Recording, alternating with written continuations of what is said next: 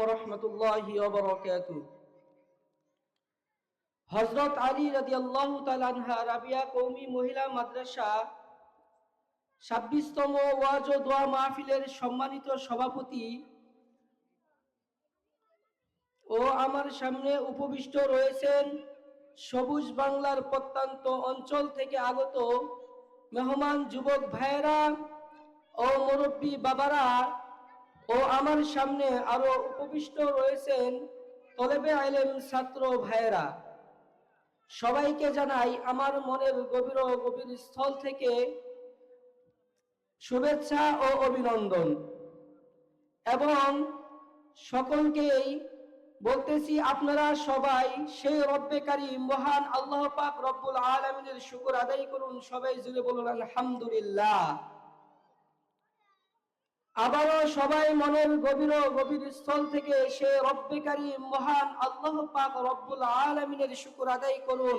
সবাই জুড়ে বলুন আলহামদুলিল্লাহ। মহান আল্লাহ পাক রব্বুল আলামিন পবিত্র কালামুল্লাহ শরীফের ভিতর বলতেছেন, লা ইন শাকারতুম লা আযীদান্নাকুম ওয়া লা ইন কাফারতুম ইন্না আযাবি লাশাদীদ। যেই সমস্ত বান্দা বান্দীগুলো আমি আল্লাহর নিয়ামত পাইলো অথচ নিয়ামতের শুকর আদায় করলো না, আমি আল্লাহ বলে দিলাম, ও আমার বান্দা, তুমি যদি আমি আল্লাহর নিয়ামত পাওয়ার পরেও নিয়ামতের শুকর আদায় না করো, আমি আল্লাহ তোমার কাছ থেকে নিয়ামত ছিনাইয়া নেব। আর যেই সমস্ত বান্দা বান্দীগুলো আমি আল্লাহর নিয়ামত পাইয়া নিয়ামতের শুকর আদায় করবে, আমি আল্লাহ ঘোষণা দিলাম ওই বান্দার নিয়ামত বাড়াইয়া দিব। সবাই জুড়ে বলুন সুবহানাল্লাহ। ও দুনিয়ার মানুষ, আল্লাহর বান্দা, নবীর উম্মতের দল, আজকে তুমি কত সুন্দর চক্ষু পাইলা, কত সুন্দর কান পাইলা, কত সুন্দর হাত পাইলা, অথচ আমার আল্লাহর দেওয়া নিয়ামত পাওয়ার পরেও নিয়ামতের শুকর আদায় করো না। ও দুনিয়ার মানুষ, আল্লাহর বান্দা, নবীর উম্মতের দল, তোমাদেরকে উদ্দেশ্য করে বলতেছি, এই দুনিয়া তো কিছুই না রে যুবক। আজকে আসো, কালকে তো তুমি নাও থাকতে পারো। অনেক মানুষ ঘুমের ভিতরে চলে যায়, অনেক মানুষ মসজিদে নামাজ পড়তে গিয়ে চলে যায়, কারণ পৃথিবীর ভিতরে কোনো মানুষ তার হায়াতের কথা বলতে পারবে না। তোমাকে আল্লাহ কত সুন্দর নিয়ামত দান করেছে রে যুবক, তুমি এত নিয়ামত পাওয়ার পরেও আমার আল্লাহর নিয়ামতের শুকর আদায় করো না। তুমি এই দুনিয়ার মায়ায় পড়ে আছো, তুমি আখিরাতের কথা চিন্তাও করো না, অথচ এই দুনিয়া মরার পরেই শেষ। ওই দুনিয়ার ফল তুমি কামাও, যেই দুনিয়াতে যাওয়ার পরে তোমার দুনিয়াটা শেষ হবে না, যেই দুনিয়ার নাম হলো আখিরাত। আজকে যদি তুমি আখিরাতের জন্য কিছু নিয়ে যেতে পারো, তাহলে মনে রাখবে তুমি আল্লাহর দেওয়া নিয়ামত আদায় করতে পারছো। সুবহানাল্লাহ।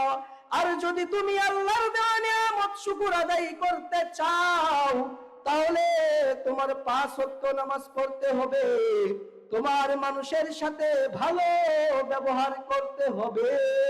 আজকে যদি তুমি মানুষের সাথে ভালো ব্যবহার না করো, 5 ওয়াক্ত নামাজ না পড়ো, তুমি মনে রেখো যুবক, তুমি যখন মারা যাইবা, তোমার মুখ দিয়ে ওই মধুর কালেমা জারি হবে না। আর যদি মধুর কালেমা জারি করতে চাও, তাহলে সব সময় কলবের ভিতরে আল্লাহর জিকির রাখবা, আর সব সময় 5 ওয়াক্ত নামাজ পড়বা এবং অপর ভাইকে দাওয়াত দিবা নামাজের জন্য। প্রিয় হাজিরিন, আজকে আমরা নিজেকে মুসলমানিত্ব দাবি করি, অথচ আমরা মুসলমানের গণপরিচয় আমরা আঁকড়িয়ে ধরতে চাই না। আজকে যদি আমরা রাস্তা দিয়ে হাঁটি, হাঁটার পরে যদি দেখি কোনো টাকা পড়ে রয়েছে, তাহলে আমরা ওই টাকাগুলো উঠাইয়া নেই। অথচ দেখেন, অনেক আকাবির হযরতরা আছে, তারা তাদের ঈমানকে কতটুকু মজবুত করেছে। তারা যদি রাস্তাঘাটে টাকা পয়সা এবং কি স্বর্ণ পরে পাইতেন, তবুও তারা ওই স্বর্ণের দিকে লোভ করতেন না। অথচ আমরা নিজেকে মুসলমানিত্ব দাবি করি, নিজেকে মুসলমান মানি, কিন্তু আমরা ওই আকাবিরদেরকেও মানি না এবং আমার নবীর আদর্শের দিকেও আমরা তাকাই না এবং নবীর সুন্নতের দিকেও আমরা তাকাই না, সুন্নতগুলো আমরা পালন করি না। অথচ দেখেন, মক্কা নগরের এক যুবকের কথা, সেই যুবক কোনো নবীও ছিলেন না, সেই যুবক কোনো সাহাবীও ছিলেন না। সেই যুবক ছিলেন একজন যুবক যার ভিতরে ঈমানের পাওয়ার আছে। সবাই জুড়ে বলুন সুবহানাল্লাহ। ওই যুবকের নাম ছিল কাজী আবু বকর। যেই যুবক নাকি দরিদ্র ঘরের, সে টাকা পয়সা নাই, 3 দিন যাবত খায় না।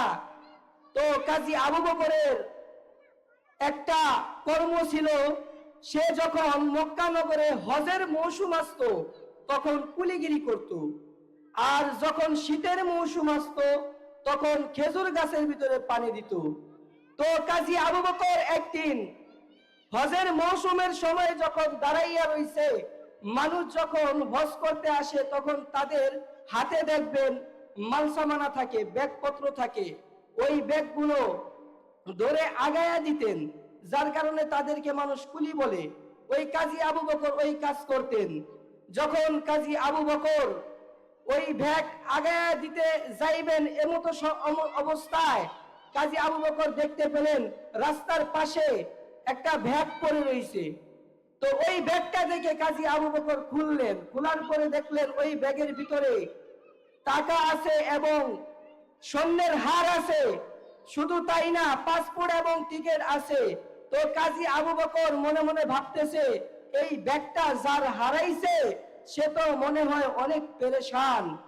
তো আমি একজন মুসলমানের সন্তান হয়ে, আমি মক্কার একজন যুবক হয়ে এই ব্যাগটা পাইছি, এখন যদি ওই লোকটার কাছে ব্যাগটা পৌঁছায় না দেই, তাহলে তো আমি আল্লাহর কাছে জবাব দিতে পারবো না, আমার তো খুব গুনাহ হবে এবং পাপ হবে। এই কারণে কাজী আবু বকর কি করলেন, ওই ব্যাগটা সুন্দরভাবে খুলে দেখলেন ব্যাগের ভিতরে কি আছে। তো কাজী আবু বকর যখন ব্যাগটা খুললেন, খোলার পরে দেখলেন যে ওই ব্যাগের ভিতরে টাকা এবং স্বর্ণের হার এবং পাসপোর্ট এবং টিকিট আছে। তো কাজী আবু বকর ওই ব্যাগটা নিজের কাছে আমানত রেখে দিলেন।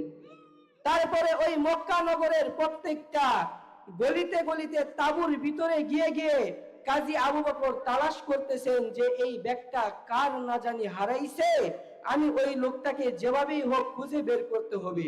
আর যদি ওই লোকটাকে খুঁজে বের না করি, তাহলে ওই লোকটা অনেক পেরেশান, লোকটা হয়তোবা অনেক কষ্ট পাচ্ছে। তবে আমি মুসলমান, আমার দায়িত্ব আছে, আমার ইমানি দায়িত্ব হলো এই ব্যাগটা আমি যদি ওই লোকের কাছে পৌঁছায় দেই, তাহলে হয়তোবা আল্লাহ এই কারণে আমাকে একটা না একটা পুরস্কার জান্নাতে দিবে। সুবহানাল্লাহ। তো কাজী আবু বকর ওই ব্যাগটা নিজের কাছে রেখে মক্কা নগরের প্রত্যেকটা অইলি গইলিতে গিয়ে তাঁবুর ভিতরে গিয়ে তালাশ করতেছে লোকটাকে। তো 1 দিন 2 দিন 3 দিন যখন কাজী আবু বকর খুঁজতেছে, লোকটাকে পাচ্ছে না, তো 4 দিনের সময় দেখে একটা লোক তাঁবুর সাইডে দাঁড়ায়া, বৃদ্ধ লোক, বাবরি চুলওয়ালা মুরব্বী লোক, সে কান্নাকাটি করতেছে, তার চোখ লাল হয়ে গেছে, লাল টকটকে হয়ে গেছে। তো কাজী আবু বকর তাকে জিজ্ঞাসা করতেছে, চাচা আপনি কাঁদতেছেন কিসের জন্য, ঘটনা কি? তো ওই বৃদ্ধ লোকটা বলতেছে, বাবা আমি গত 4 দিন আগে এই মক্কা নগরে এসেছিলাম হজের উদ্দেশ্যে। তো আমার হাত থেকে একটা ব্যাগ পরে হারিয়ে গিয়েছে, আর ওই ব্যাগ আমি খুঁজে পাচ্ছি না। ওই ব্যাগের ভিতরে ছিল আমার মেয়ের জন্য একটা স্বর্ণের হার এবং ছিল ব্যাগের ভিতরে পাসপোর্ট, টিকিট এবং কিছু টাকা। তো ব্যাগটা পাচ্ছি না দেখে আমি অনেক চিন্তিত। তো কাজী আবু বকরের ওই কথা, কাজী আবু বকর ওই কথা শুনে, বৃদ্ধ লোকের কথাটা শুনে কাজী আবু বকর মনে মনে ভাবলো ব্যাগ তো আমার কাছেই আছে। তো কাজী আবু বকর জিজ্ঞাসা করলো, চাচা আপনার ব্যাগের বর্ণনাটা আপনি দেন। তো ওই চাচা যখন ব্যাগের বর্ণনাটা দিল, হুবহু ব্যাগের বর্ণনা কাজী আবু বকর যেই ব্যাগ পাইছে ওই ব্যাগের সাথে মিলে গেছে। তো কাজী আবু বকর ওই ব্যাগটা চাচাকে দিবে। তো চাচাকে ব্যাগটা যখন দিল, চাচা ব্যাগটা পায়া এত খুশি হইলো যে মক্কা নগরে এত ভালো একজন যুবক এত টাকা এবং স্বর্ণের হার পাওয়ার পরেও সে নিজের কাছে রাখলো না, আমার কাছে ফেরত দিয়ে দিল। সে তো ভালো একজন যুবক। ওগো আল্লাহ, এরকম যুবককে যদি আমার মেয়ের জামাই বানাইতে পারতাম কতই না ভালো হইতো। সুবহানাল্লাহ। সেই লোকটা মনে মনে ভাবতেছে। তো কাজী আবু বকর যখন ওই ব্যাগটা পেয়ে দিছে, কাজী আবু বকরকে পুরস্কার দেওয়ার জন্য ওই লোকটা বলতেছে যে বাবা, আমার কাছ থেকে কিছু টাকা তুমি নেও, তোমাকে আমি পুরস্কারিত করলাম, তোমাকে পুরস্কার দিলাম। তো কাজী আবু বকর বলতেছে, না, আমি এই ব্যাগটা পাইছি আর ইমানি দায়িত্ব আমার পৌঁছে দেওয়া আপনার কাছে, আপনার কাছে আমি পৌঁছিয়ে দিয়েছি, এই কারণে আপনি আমাকে টাকা দিবেন।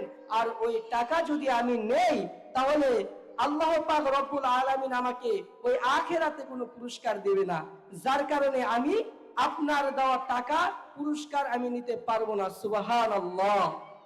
তো কাজী আবু বকরের এই সততা দেখে ওই বৃদ্ধ লোকটার মন ভরে গেল। বৃদ্ধ লোকটা বলল, আল্লাহু আকবার, এত সুন্দর একজন যুবক, এত ভালো যুবক, সে টাকা পাওয়ার পরেও নেয় নাই, আবার আমি পুরস্কার দিতেছি তারপরেও সে নেয় নাই। সে কত ভালো একজন যুবক। এরকম যুবক যদি আমার মেয়ের জামাই হতো তাহলে আমি কত ভাগ্যবতী হতাম। আমি বলতে পারতাম না একজন মুসলমান ইমানিত্বের কাছে আমার সন্তানকে আমি বিবাহ দিয়েছি। তো এভাবে যখন কাজী আবু বকর চলে যায়, তো ওই বৃদ্ধ লোকটাও চলে যায়। চলে যাওয়ার কিছুদিন পর কাজী আবু বকরের যেই মসজিদে নামাজ পড়তেন মক্কা নগরে, ওই মক্কা নগরের ইমাম সাহেব বলতেছে যে ভাই, আপনাকে আমি একটা জায়গায় পাঠাবো মসজিদে নামাজ পড়ার জন্য, আপনি ওখানে গিয়ে মানুষকে দাওয়াত দিবেন। তো কাজী আবু বকর ওই জায়গায় গিয়ে মানুষকে দাওয়াত দিয়ে 5 ওয়াক্ত নামাজি বানায়।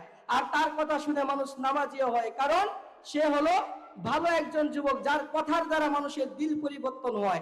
এজন্য বলতেছি, হে মুসলিম উম্মার যুবক ভাইয়েরা, আপনারা 5 ওয়াক্ত নামাজ পড়বেন এবং দিলকে, আত্মাকে পরিশুদ্ধ করবেন এবং মানুষের হক কখনো মেরে খাবেন না। দেখবেন আপনার কথায়ও মানুষ 5 ওয়াক্ত নামাজি হবে। যাই হোক, সময় স্বল্পতার কারণে বেশি আলোচনা করতে পারি নাই। প্রিয় হাজিরিন, যেই হাদিসগুলো বললাম, যেই কথাগুলো বললাম, মহান আল্লাহ পাক রব্বুল আলামিন আমাদেরকে প্রত্যেকটা কথার উপর আমল করার তৌফিক এনায়েত করুক। ওয়া আখির দাওয়ানা আলহামদুলিল্লাহি রাব্বিল আলামিন।